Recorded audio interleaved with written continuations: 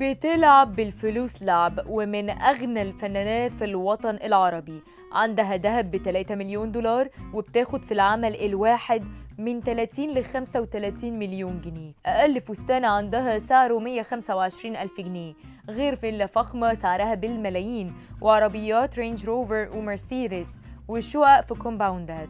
حجم ثروة الفنانة ياسمين عبد العزيز هتخضك. تفتكروا رصيدها كام في البنك؟ يا ترى جمعت ثروتها من الفن بس ولا من حاجة تانية؟ وإيه المشاريع اللي عندها؟ ده كله هتسمعوه معانا في فيديو جديد من حكاوينا. صحيح، بعد الصبر جبر، والفنانة ياسمين عبد العزيز صبرت كتير جدا. بدأتها من الصفر، واشتغلت وهي لسه عيلة صغيرة بضفيرتين، واللي من جيلها كانوا لسه بيلعبوا بألعابهم.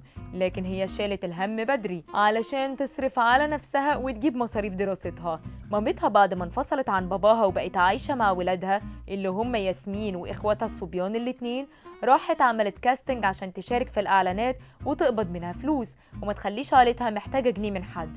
ويا عيني عليها، كل تفكيرها كان ازاي تنجح والمنتجين ياخدوها في اعلانات اكتر واجرها يزيد. مش بقول لكم شالت الهم بدري واتحرمت من طفولتها وما عاشتهاش زي اي طفلة طبيعية؟ بس سبحان الله، عشان هي صبرت كتير قوي، ربنا في الاخر جبرها اعلى جبر، وعوضها عن كل لحظة شالت فيها المسؤولية واتحملت تعب التصوير. بقت تشارك في أفلام ومسلسلات ومسرحيات ناجحة جدا، وهوب بعد كام سنة بقت نجمة الشباك في السينما، سبقت كل فنانات جيلها وتربعت على عرش السينما.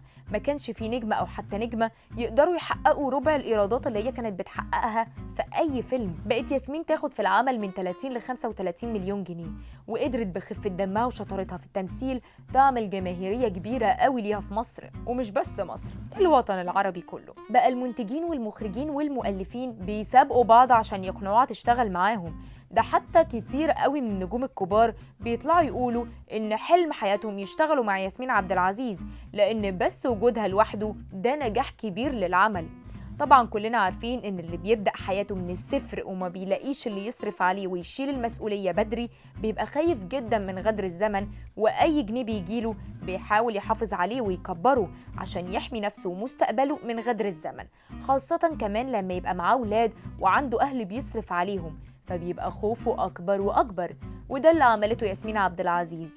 كل جنيه أخدته من شغلها في الفن والإعلانات والبرامج التلفزيونية اللي بتشارك فيها بتاخد منها ملايين مقابل الظهور فيها، فحافظت طبعا على الفلوس دي لحد ما لقيت نفسها بقى من أغنى الفنانات في الوطن العربي. عندها فيلا كبيرة، شقق في أغلى وأحسن الكومباوندات، عربيات مرسيدس ورينج روفر، أقل عربية فيهم معدية ال5 مليون جنيه.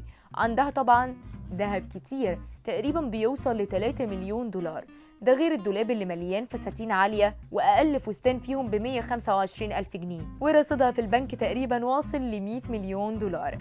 أما بقى إذا كانت بتستثمر فلوسها في مشاريع تجارية بعيدة عن الفن، فالنقطة دي هي ما اتكلمتش عنها خالص قبل كده، وواضح إن ملهاش في شغل المشاريع تماماً.